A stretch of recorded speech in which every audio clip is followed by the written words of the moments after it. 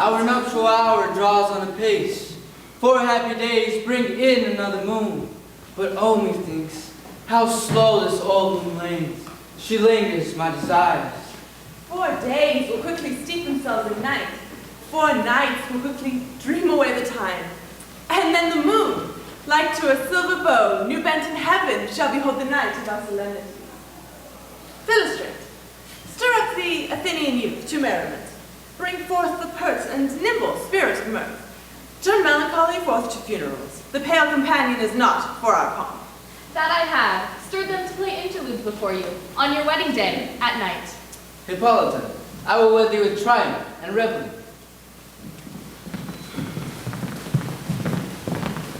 Happy be, Theseus, our renowned Duke. Thanks, good Aegea. What's the news with thee? Full of vexation am I, with complaint against my child, my daughter Hermia. What complaint can there be? Stand forth, Demetrius. My noble lord, this man has my consent to marry her. Stand forth, Lysander. And my gracious Duke, this man has bewitched the bosom of my child. You, Lysander, you have given her rhymes and interchanged love tokens with her. You have, by moonlight, at her window sung, with feigning voice, verses of feigning love. Stolen the impression of her fantasy with bracelets of thy hair, rings, knacks, conceits. With cunning you have filched my daughter's heart, turned her obedience, which is due to me, into stubborn harshness. My gracious Duke, be it so. If she will not, here before your grace, consent to marry with Demetrius, I beg the ancient privilege of Athens. As she is mine, I may dispose of her, which shall either be to this gentleman. What say you, Hermia? Be advised, fair maid. To you, your mother should be your author. One that composed your beauties, yea, and one to whom you are but as a form in wax, by her imprinted, and within her power to leave the figure or disfigure it. Demetrius is a worthy gentleman. So is Lysander. In himself he is, but in this kind, wanting your mother's voice, the other must be held worthy. I would my mother looked but with my eyes. Rather, your eyes must with her judgment look. I do entreat your grace to pardon me. I know not but what power I may bold, nor how it may concern my modesty, such a presence here to plead my thoughts. But I beseech your grace, that I may know the worst that may befall me in this case, if I refuse to wed Demetrius. To abjure forever the society of men.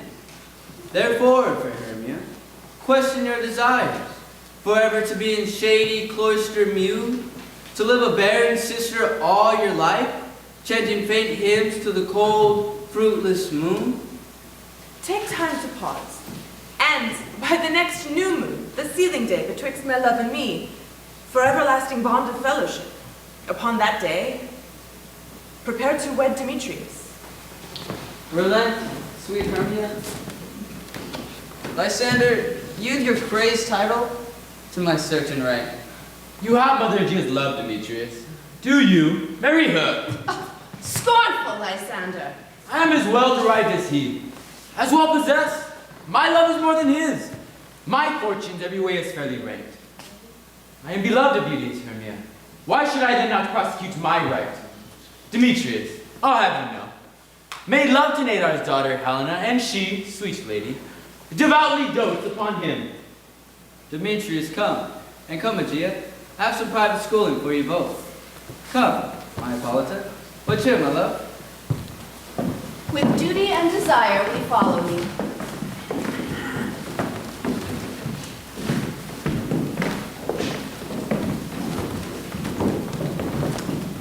How now, my love? Why is thy cheek so pale? How chance the roses there do fade so fast? Belike for want of rain, which I could well but teem them from the tempest of my eyes. The course that you love never did run smooth. Oh hell, to choose love by another's eyes! Or, if there was a sympathy in choice, or death or sickness did lay siege to it, making it as momentary as a sound, swift as a shadow, short as any dream, brief as the lightning in the darkened night, and that, in a spleen, unfolds both heaven and earth, and ere man has power to say, behold, the jaws of darkness do devour it up. So quick, bright things come to confusion. If then true lovers have been ever crossed, it stands as an edict in destiny.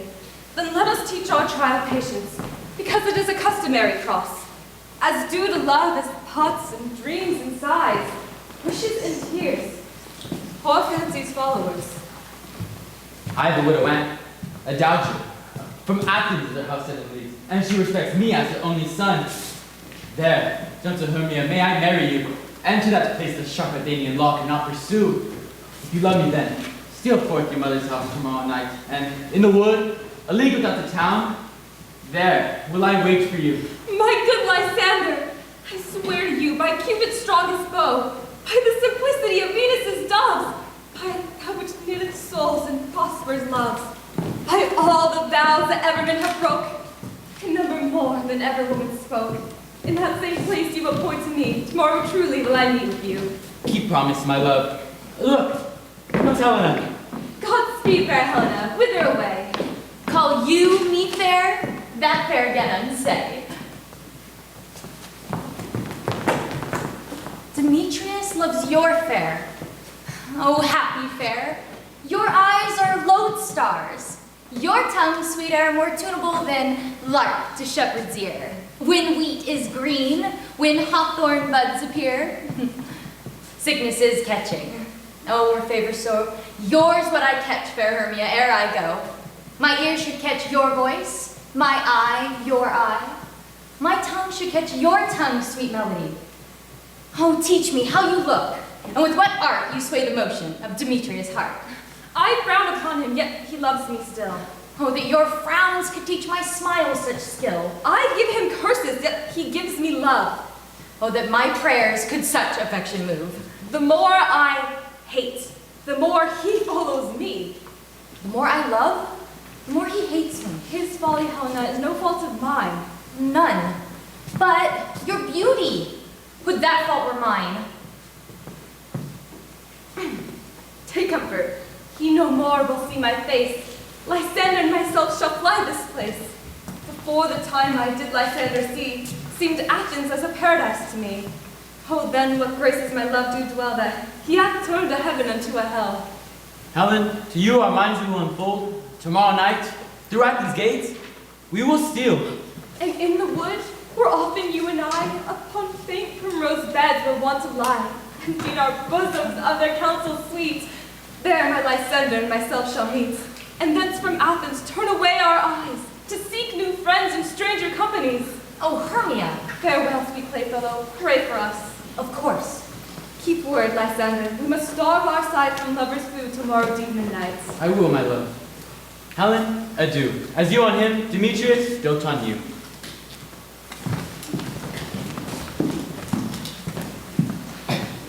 How happy some, or other some can be. Through Athens I am thought as fair as she, but what of that? Demetrius thinks not so. He will not know what all but he does know, and as he errs, doting on Hermia's eye, so I, admiring of his qualities, things base and vile, folding no quantity. Love can transpose to form and dignity.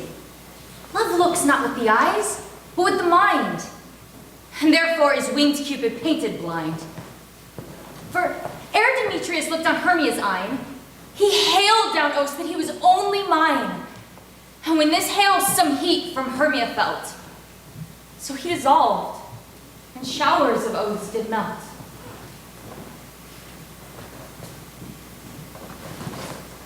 I will go tell him of fair Hermia's flight.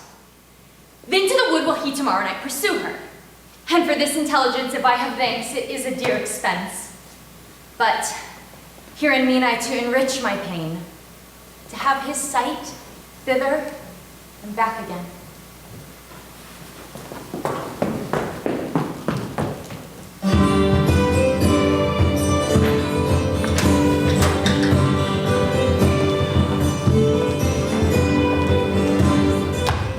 My chief hope is to play a tyrant, for I could play Hercules rarely, or a part to make all split.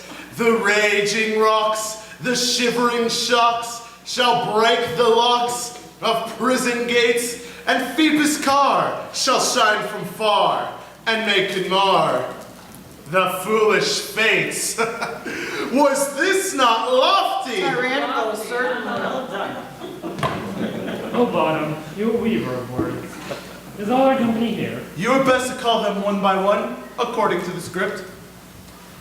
I have with me a list of names fit to play an argument before the Duke Theseus and the Duchess Hippolyta on their wedding day at night.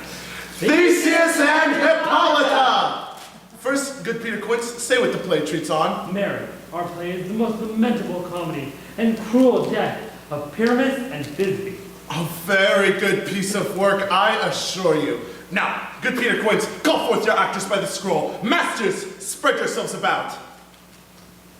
Answer as I call you. Make Bottom the weaver. All ready? Name what part I am for and proceed. You I have set down for Pyramus. What is Pyramus? A lover or a tyrant? A lover that kills himself most gallant love. That will ask for some tears in the true performing of it. If I do it, let the audience look to their eyes. I will move storms. I will condole in some measure. Flip the bellsman. Here, Peter Quince. You I have set down for Thisbe. She's the lady that Pyramus loves, and you may speak as small as you will. Oh, and I may hide my face. Let me play Thisbe too. I'll speak in a monstrous little voice. Thisbe, Thisbe, ah, Pyramus, lover dear, thy Thisbe dear, and lady dear. No, you must play Pyramus. Tom's not the tinker. Here, Peter You Quince. will be Thisbe's mother. Snug to join her, you the lion's part. Have you the lion's part written? If you do, give it me, for I am slow of study. You may do it extempore, for it's nothing but roaring. Let me play the lion too. I will roar, that I will do any man's heart good but to hear me. I will roar, that I will make the Duke say, let him roar again.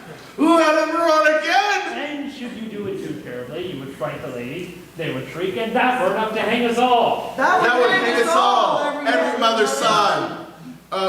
I grant you, friends, that if you were to scare the ladies out of their wit, they would have no more discretion but to hang us. But I will aggravate my voice, so that I will roar you as gently as a suckling dove. I will roar you and tweer any nightingale. You can play no part but Pyramus.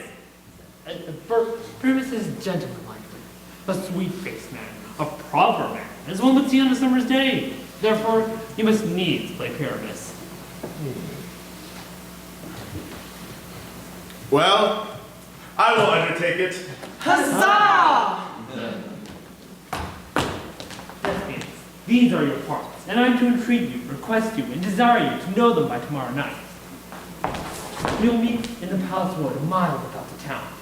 For if we rehearse in the city, we will be dogged with company, and our devices known. In the meantime, I will draw up a bill of properties, such as our play desires. I pray you fail me not. There we will meet and rehearse most obscenely and courageously. Take pains, be perfect, adieu. At the Duke's Oak we meet. At the Duke's Oak we meet!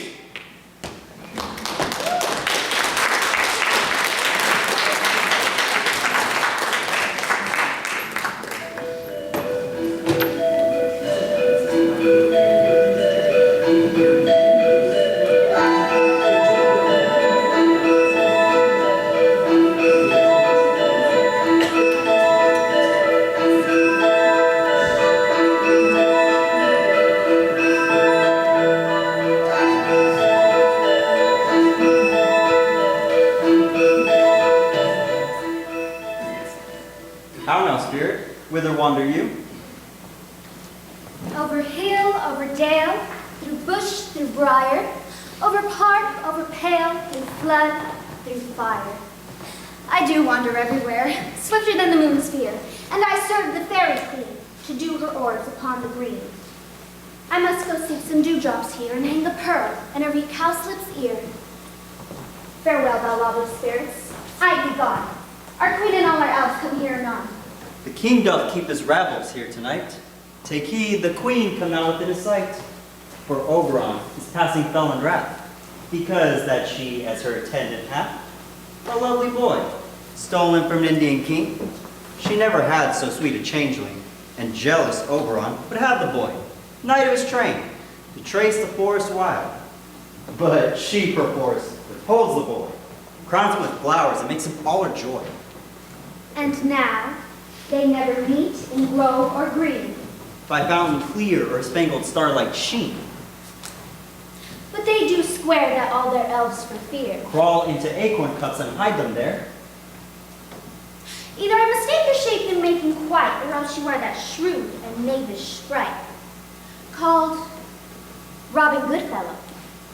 Are you not he, that frights the maidens of the villagery? Those that hobgoblin call you a sweet puck. You do their work and they shall have good luck. Thou speakest aright. I am that merry wanderer of the night. I just to Oberon and make him smile when I, fat bean-fed horse, beguile, neighing in the likeness of a filly foal. Sometime look I in a gossamer bowl, in very likeness of a roasted crab, and when she drinks, against her lips I bob, and on her withered dewlap pour the ale. Boop. The wisest man, telling the saddest tale. Sometime for a 3-foot stool would say to me, then slip I from her plumb, and down tumble she, and Taylor cries and falls into a cough, and the whole choir holds their hips and laugh, and wax in their mirth and sneeze and swear. A merrier hour was never wasted there.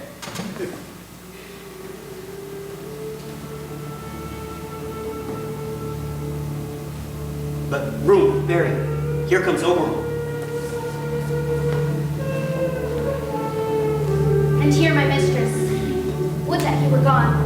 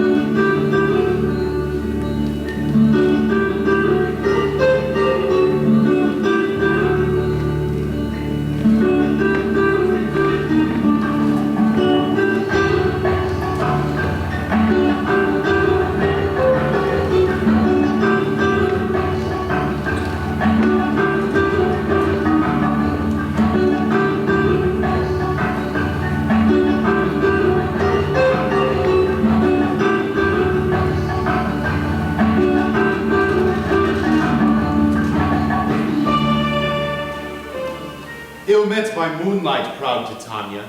What, jealous Oberon?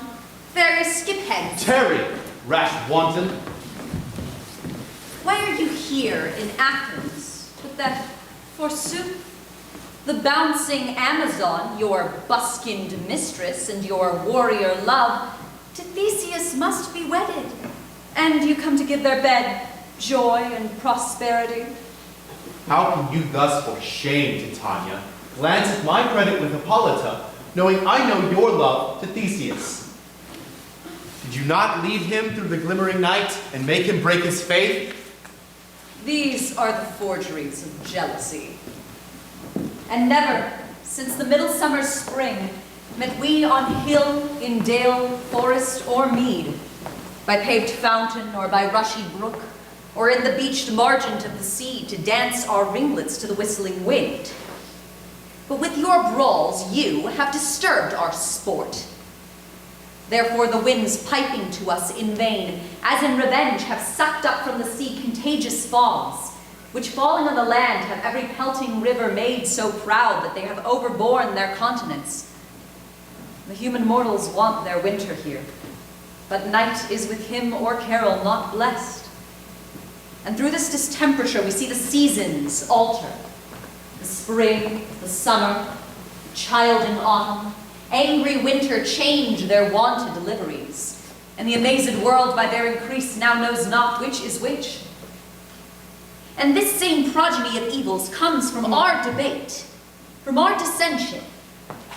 We are their parents and original. Do you amend it then? It lies in you. Why should Titania cross her Oberon? I do but beg a little changeling boy to be my henchman. Set your heart at rest. The fairy land buys not the child of me. His mother was a votaress of my order. And in the spiced Indian air, by night, full often hath she gossiped by my side, and sat with me on Neptune's yellow sands, marking the embarked traders on the flood. When we have laughed to see the sails conceive, and grow big-bellied with the wanton wind, which she with pretty and with swimming gait following, her womb then rich with my young squire, would imitate, and sail upon the land to fetch me trifles and return again, as from a voyage rich with merchandise. But she, being mortal, of this boy did die. And for her sake do I rear up her boy, and for her sake I will not part with him. How long within this wood intend you stay? Perchance till after Theseus' wedding day. If you will patiently dance in our round and see our moonlight revels, go with us. If not, shun me, and I will spare your haunts. Give me that boy, and I will go with you. Not for thy fairy kingdom. Fairies away!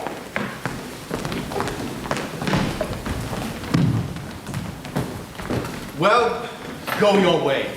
You will not from this grove till I torment you for this injury. My gentle flock, come hither. Do you remember once I sat upon a promontory and heard a mermaid on a dolphin's back, uttering such dulcet and harmonious breath that the rude sea grew civil at her song, and certain stars shot madly from their spheres to hear the sea maid's music? I remember. That very time I saw, between the cold moon and earth, Cupid, all armed. Certain aim he took at a fair vestal throned by the west, loosened his love shaft smartly from his bow, as though it should pierce 100,000 hearts. But I should see young Cupid's fiery shaft quenched in the chaste beams of the watery moon, and the imperial votaress passed on in maiden meditation, fancy-free. Yet I marked where the bolt of Cupid fell. It fell upon a little western flower, before milk white, now purple with love's wound. And the maidens call it love and idleness. Fetch me that flower, the herb I showed you once. The juice of it on sleeping eyes laid will make, or man or woman, madly dote upon the next live creature that it sees. Fetch me that herb, and be you here again, ere the Leviathan can swim a league. I'll put a girdle round about the earth in 40 minutes. Having once this juice